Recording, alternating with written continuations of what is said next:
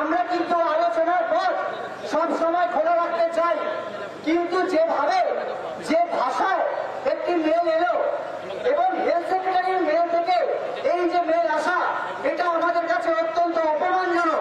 ঠিক যেভাবে বলা হলো a small delegation team, not more than 10 জন, এই ব্যাপারটাকেও আমরা অত্যন্ত অসম্মানজনক মনে করছি। আমাদের এখনো একটা বক্তব্য স্পষ্ট যে যেভাবে এই মেলটি এসেছে এরপর দাঁড়িয়ে এই মেলে সাড়া দেওয়ার কোনো জায়গায় আমরা নেই। 6:10 থেকে এখন 7:30 বাজে। মাননীয় মুখ্যমন্ত্রী তার নবান্নের চেম্বারে অপেক্ষা করছিলেন যে যদি প্রতিনিধিরা আসে অথবা 10-এর বদলে যদি আরো বেশি কেউ বলেন তারা যদি আসে।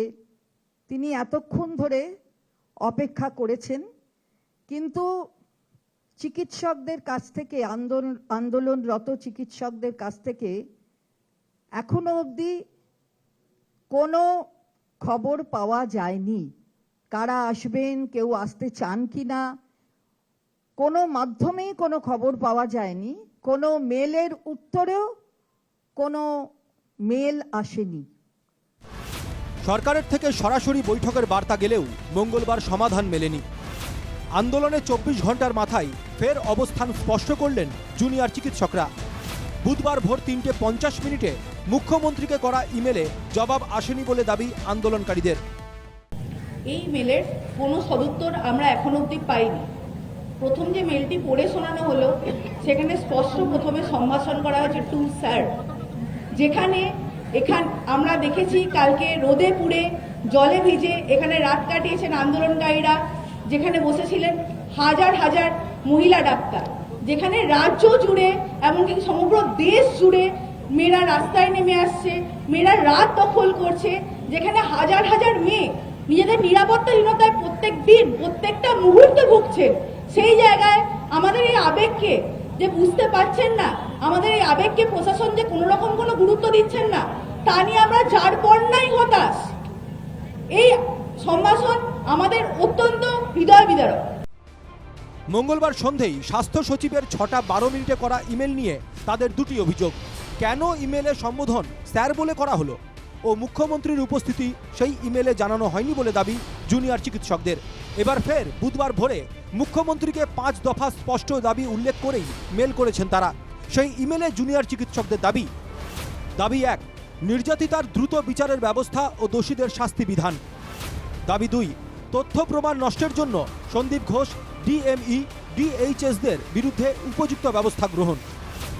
দাবি 3, সিপি, ডিসি নর্থ ও ডিসি সেন্ট্রালের বিরুদ্ধে শৃঙ্খলা ভঙ্গের অপরাধে ব্যবস্থা নেওয়া। দাবি 4, সব স্বাস্থ্যকেন্দ্র ও হাসপাতালগুলিতে স্বাস্থ্যকর্মীদের নিরাপত্তার ব্যবস্থা ও পরিকাঠামো তৈরি। দাবি 5, হাসপাতালগুলিতে থ্রেট কালচার বন্ধে সরকারি বডিগুলিতে জুনিয়র ডাক্তারদের প্রতিনিধি রাখা। দাবির পয়েন্টে না রাখলেও ইমেলে জানানো হয়েছে আরও 2টি আবেদন। আবেদন 1, কমপক্ষে 30 জনের প্রতিনিধি দল যাবে সাক্ষাতের সময়। আবেদন 2, আলোচনা হলে স্বচ্ছতার স্বার্থে তা লাইভ টেলিকাস্ট করতে দিতে হবে। এরপরই সামনে এলো মুখ্য সচিব মনোজ কুমার পান্থের চিঠি। চিঠিতে নরমে গরমে স্পষ্ট উল্লেখ করা হয়েছে সুপ্রিম কোর্টের নির্দেশ মেনে জুনিয়র চিকিৎসকরা যেন কাজে যোগ দেন।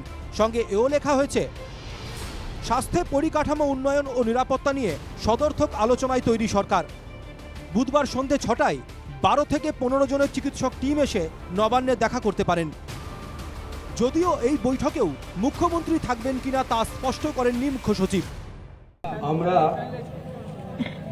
গতকাল সন্ধেবেলা মিডিয়াতে মাননীয় স্বাস্থ্য প্রতিমন্ত্রী চন্দ্রিমা ভট্টাচার্যের বয়ান থেকে জানতে পারি যে মুখ্যমন্ত্রী নাকি আমাদের সাথে দেখা করার জন্য অপেক্ষারত ছিলেন।